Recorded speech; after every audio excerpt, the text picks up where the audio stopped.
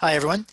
I want to thank you for joining us today. My name is George Buss. I'm the Vice President of Visitor Experience at Minnetrista, which means that I oversee the overall experiences that our museum and garden creates to meet community needs, from galleries to garden spaces, school tours to workshops, and daily visitors to special programming. Everybody. I'm Jessica Jenkins, and I'm Minnetrista's Vice President of Collections and Storytelling.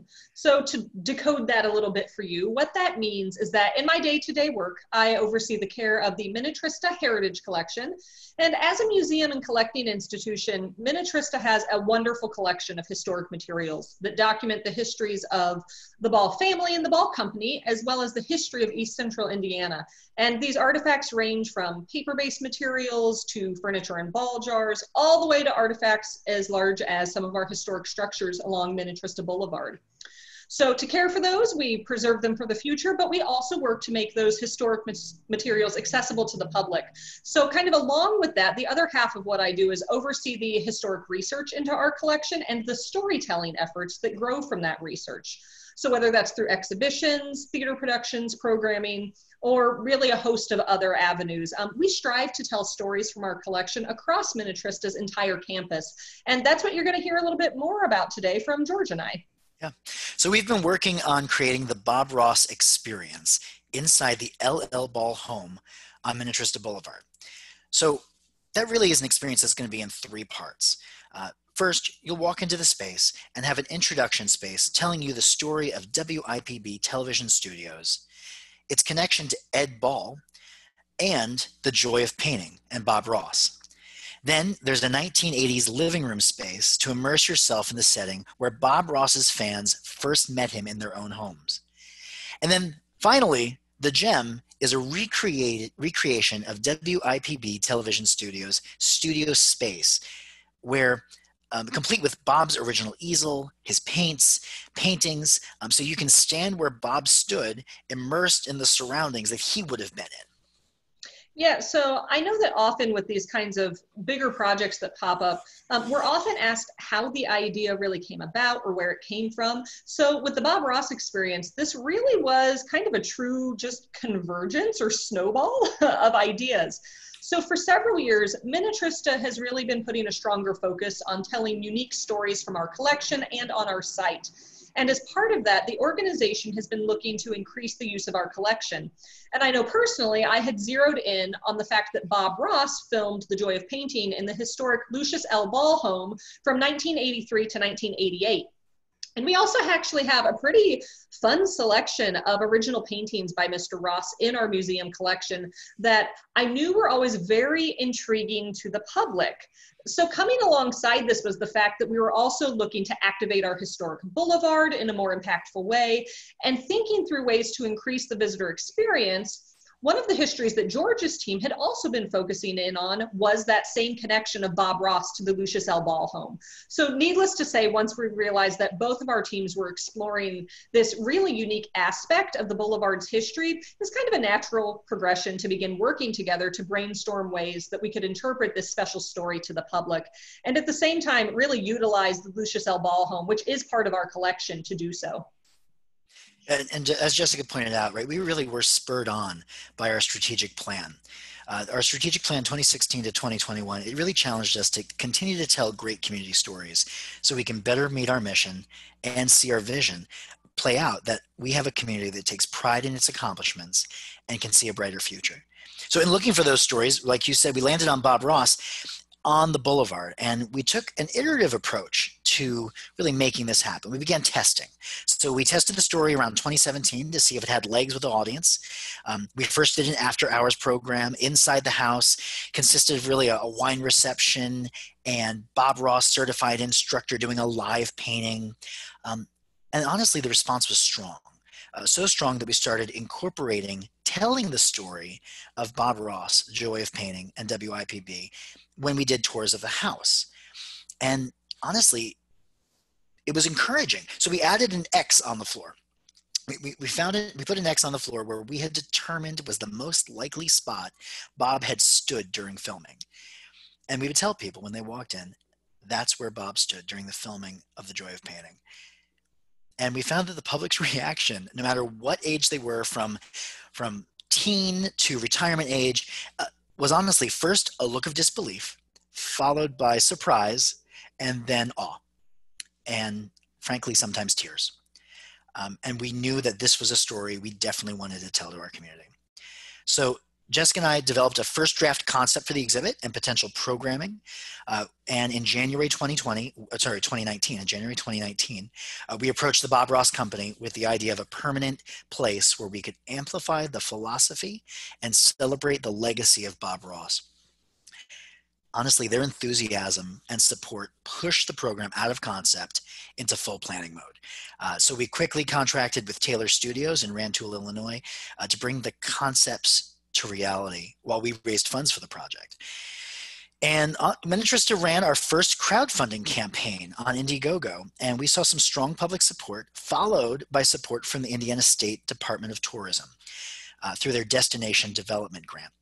And I'm thrilled to say that right now we're less than 10% away from our total fundraising goals, which means I'm confident we will complete it in time for our opening on October 29th. Yeah, so, George, did you have more? Just that if this exhibit is successful, we will reframe the way people think about their creativity, their mistakes, and their self-expression through the Bob Ross story in the house and community he painted in. And that's actually quite perfect, because what I was going to say is that one of the things that I know people ask me about, George, a lot is actually the house itself. So I thought that if you didn't mind, I'd take a second here to maybe talk a little bit about that. So as I mentioned earlier, the Lucius L. Ball home is part of our Minnetrista Heritage Collection. So historically, it was the home of Lucius, Sarah, and Helen Ball. It was built in the 1870s. The Ball family moved in during the 1890s, and then they really did a major renovation of the home around 1910. And unlike his brothers who operated Ball Brothers Glass, makers of the iconic ball jar, Lucius was a physician here in the community. And he and his wife, Sarah, who was a former nurse, were both very involved in the area's healthcare efforts. So like all houses, though, the Lucius L. Ball home has seen a lot of different uses over time.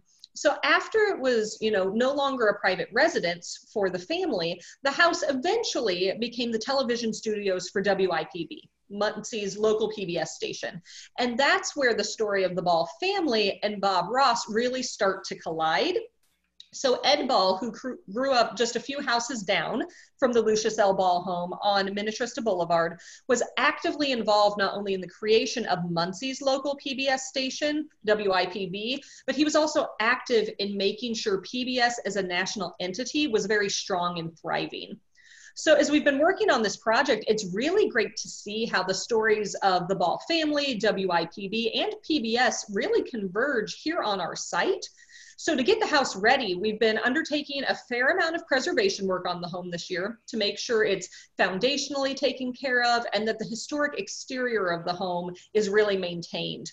We've also been speaking with former staff members of WIPB to really learn those details of what the inside of the house looked like when The Joy of Painting was filmed there. So with their help, when visitors arrive, they'll really get a sense of what that television studio looked like down to the wall and carpet colors. So I think there's some fun surprises in store for people. Yeah, and honestly, visitors will arrive. And that's something we're excited about because Bob Ross really is this iconic painter from the 80s and 90s. His brand is highly recognizable. His hair is known. Many of us could see his silhouette and totally recognize who it was. His voice is known. His sayings are known. Things like happy little trees or there are no mistakes, just happy little accidents, only happy accidents. Bob Ross was part of a time of PBS programming where personalities like Fred Rogers and LeVar Burton looked into the eyes of their viewers and told them that they were important and that they could do it, whatever it was. It was a time of empowerment and positivity, and it resonated then, and it resonates today. And in 2014, an online streaming company, Twitch, launched Bob Ross to a totally new generation when they ran an 11-day marathon on their streaming platform, Twitch Creative. They actually launched Twitch Creative with Bob. And up until this point, they had been mostly focused on live streams of video games. So their audience consisted of mostly millennials and Gen Y and Gen Z. and he was a hit, right? So Bob was once again part of pop culture. So if you've been wondering why has Bob Ross popped back up again, this is one of the main reasons, right? He's back in the mall. He's in our movies. He's referenced everywhere. And Muncie is a part of that story. So we can say, yes, we're home to the ball jar, Garfield, James Dean, David Letterman. And now we can say we're home for Bob Ross. But the story of how Bob came to Muncie originally, to me, is just as interesting and inspiring for our community as how he's here today. Jess, you tell that best. I'm not sure I tell it best, but I definitely know the story. So, George, I think what's really interesting about talking about how Bob Ross is this pop culture icon is that when he came to Muncie, he wasn't yet that. He was not a pop culture icon. In fact, Bob was really just a traveling art instructor. And as that traveling art teacher, Bob and his business partner, Annette Kowalski, they had a really rigorous schedule of painting workshops that they hosted all over the country. And to be honest, that is exactly how they arrived here in Muncie. They had scheduled a workshop in town, and to drum up interest, they ran a short advertisement or two on WIPV. And what really surprised Bob and Annette was that after running that television advertisement, their workshop oversold, and they had to start scheduling additional classes here in Muncie. So in one way, they were shocked. In another way, they were really pleased with that outcome.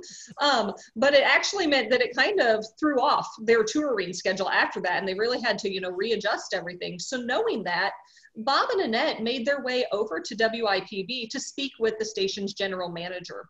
So walking into his office, they point blank said, they asked him, what's so special about this place? And the answer that they got back from Jim Needham, the station manager, was really quite simple: community and hard work. Muncie was a town where people came together, and WIPV was a station that was committed to a good product. So needless to say, that in and of itself was pretty appealing to both Bob and Annette. And after conversations with WIPV, they agreed that they would begin filming and producing a television art show, The Joy of Painting, for the Bob Ross Company. So over the next 5 years, that show was filmed at the station's studio at the Lucius L. Ball House before moving to the station's modern facility on Ball State University's campus in 1988. So I'm so excited about this project, right? The Bob Ross Experience. And tickets are going to go on sale for members on September 7th. And then they'll go on sale for the public on September 14th for the opening of this permanent exhibit on October 29th. And that week is going to include lots of celebrations. We're going to have a Bob Ross certified Ross instructor paint-in on our site. So a paint-in is where pretty much you just have people spread out all over your site, all painting together.